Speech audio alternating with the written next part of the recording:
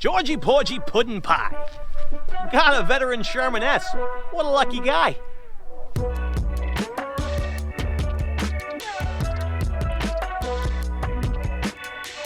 But yeah, so in terms of performance, I would say this performs as good, if not better, than any other suspension wheel on the market. The suspension on this is fantastic.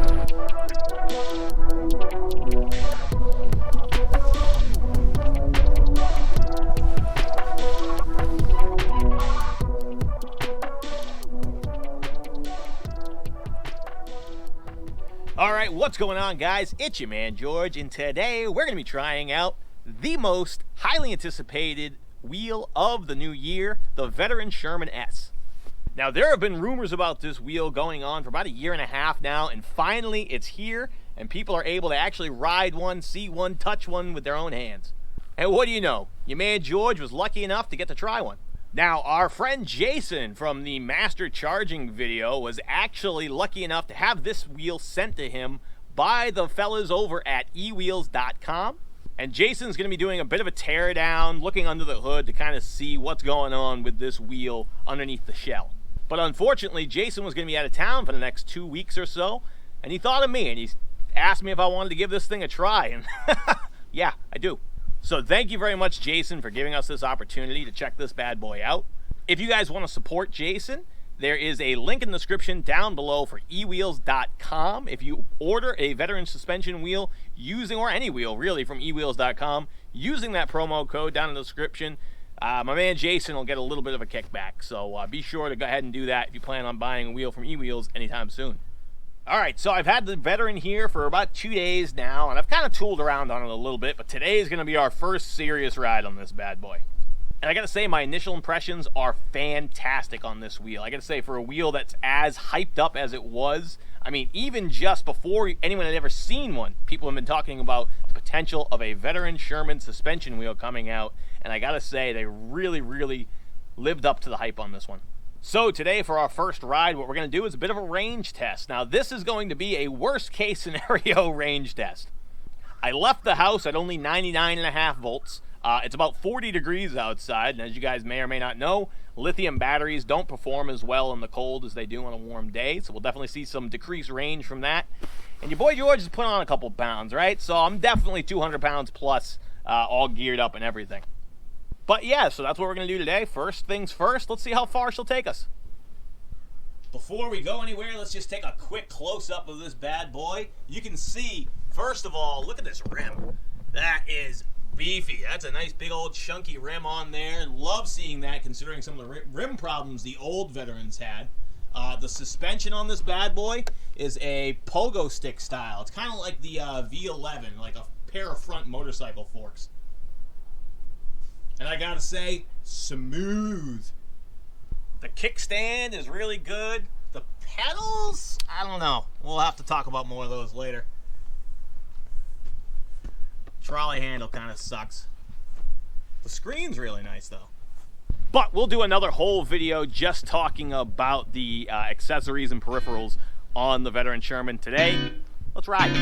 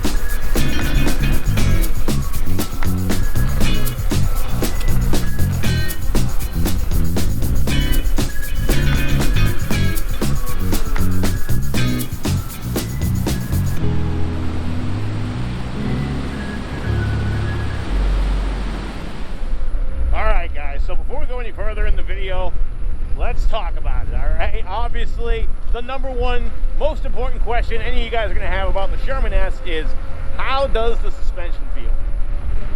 And as you guys know from watching my channel, I've owned a V11, I've owned a EX20S, I've owned a T4. But on top of that, I've ridden the S18, I've ridden the Master, I've ridden the Master Pro, and I've even ridden the Hero. So needless to say, I've felt a lot of different suspension wheels, and I gotta say, this wheel performs on par with the best of them. When I first found out that the Sherman was going to be using the front fork style pogo stick, is the best way I can explain it, type of suspension, I gotta admit, I didn't really think it was gonna perform that well. Honestly, I was thinking it was more like the V11, where it's more of a dampening system. It'll be good, it'll perform its job, it'll eat up big bumps, it'll help a little bit in the soft stuff, but it's not gonna be as plush, as cush, as some of, like, say my EX20, right, or the Master Pro, which in my opinion, having ridden them, are probably the two most plush suspensions, at least my EX20, after all the work I've done to get it where it is right now, and the two Master Pros I've ridden. I gotta say, that suspension system seems to me to be the most plush. But I gotta say, I was completely wrong. This wheel, fantastic on short, small bumps. It's also fantastic on big bumps. So let's talk a little bit about the specific suspension I am on. You have your choice of two different suspension settings when you buy your Veteran Sherman. There is the 58 pound and the 62 pound. So the 58 pound is going to be for people who want the most plush ride possible. You're not going to be doing any jumps, bumps. You're not worried about hitting big potholes or anything like that. You just want fine, delicate movement. Or you're a really light rider. I think they suggest anybody riding under 175 pounds. So if you're only 120, 130, 140 pounds, you're going to want to go with the 58 pound suspension coil. The other option they have is the 62 pound suspension coil. Obviously, it's going to be better at handling bigger cracks, bigger bumps, jumps, jumping off curbs, big potholes, that kind of stuff. It's also better for if you're a heavier rider. You know, if you come in over 200 pounds like myself, well, I'm fully geared up, you're going to want to use the 62 pound. And that's what I'm riding right now, is the 62 pound coil. Now, the guys over at Veteran, or Leaper Kim, whatever company you want to call it, they actually partnered with fastace.com on this suspension coil design. Now, I'm certainly no suspension expert, but as far as I understand it, Fast Ace is actually a company that works on motorcycle suspensions, usually the front forks. I believe they do BMX stuff too, but I'm not really sure. But so, in conjunction with fastace.com, they have developed a oil-filled, a liquid-filled chamber as the suspension system.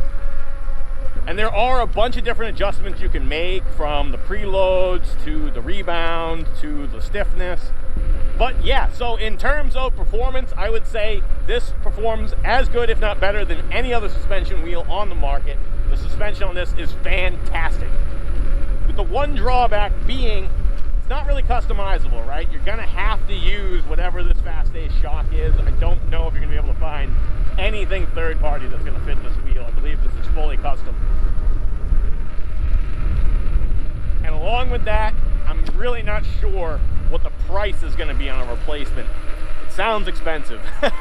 Hopefully I'm wrong on that, but I gotta say, if you do end up having suspension issues, there is a good chance you're going to have to pay a pretty penny to get that thing replaced. Alright, enough talking about the suspension. How about the ride feel? I gotta say, the stock tire, kind of garbage. I would go with something street oriented, maybe a City Grip Pilot or something like that. I'll tell you what though, I can tell you, if you did put a nice street tire on this, it feels like it would be extremely nimble, extremely comfortable to ride. The balance on it feels really good. It doesn't feel like it wants to go forward or backwards. It doesn't feel super top heavy. Speaking of the top heaviness, I would say the pedal height on this is somewhere in between my EX20 and a Master. It's definitely higher than my EX20 is, but it's definitely not as high as the Master. The Master's pedal height, if you've ridden one, you'll know, is extremely high, probably the highest of any wheel. So it's not that tall, but it's definitely a little bit taller than my EX20. As far as stability at speed, it feels great. I've only taken it up to about 35, but it feels fantastic. I'm not getting any wobbles. I was very, very comfortable getting on this wheel immediately, coming from the EX20. Hopping on this, there's no learning period at all, hardly. I really just feel comfortable on this wheel immediately, which is great. I mean, granted, the EX20A had the same tire. It's a lot heavier. It's the same 20 inches, same battery, so this is just a slightly lighter version of my EX20, and it's slightly smaller as well. So I just felt very comfortable getting on this wheel immediately. All right, well, that's enough chit-chatting for this moment. I'm gonna keep riding here. I just did the entire Blackstone bike path that way. Now I'm coming back this way. We're gonna go downtown Providence, and we'll just ride her till she dies.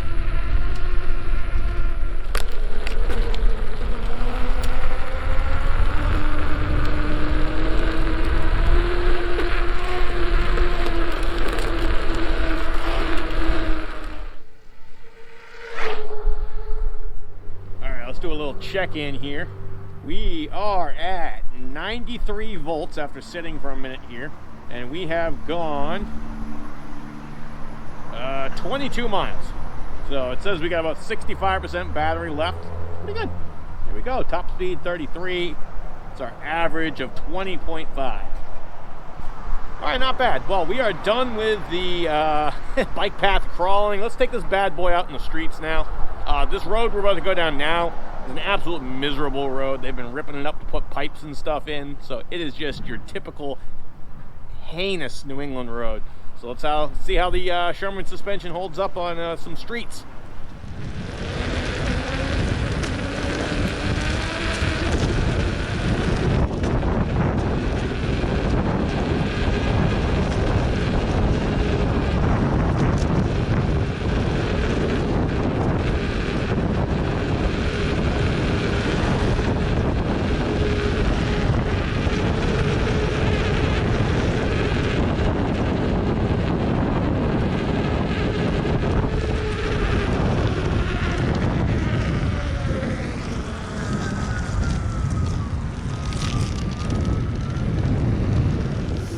Look at that. They're literally ripping it apart as we speak here.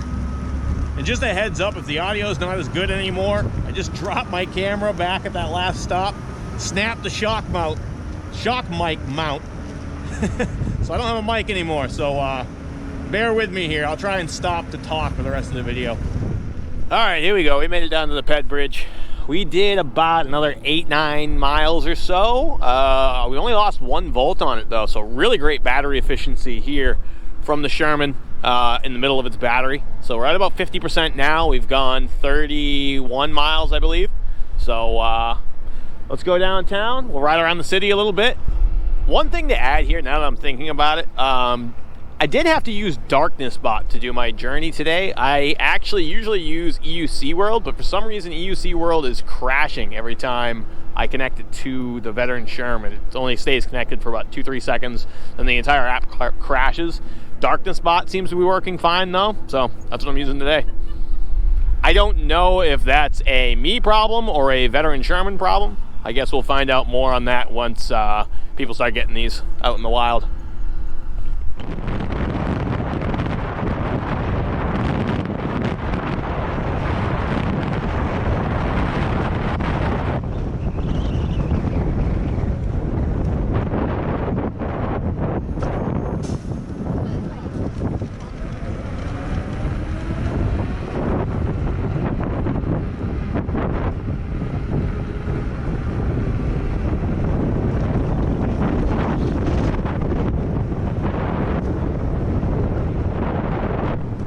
All right, here we go. We are at the 40-mile mark now. We have just about a little less than half battery. We're at 88 volts.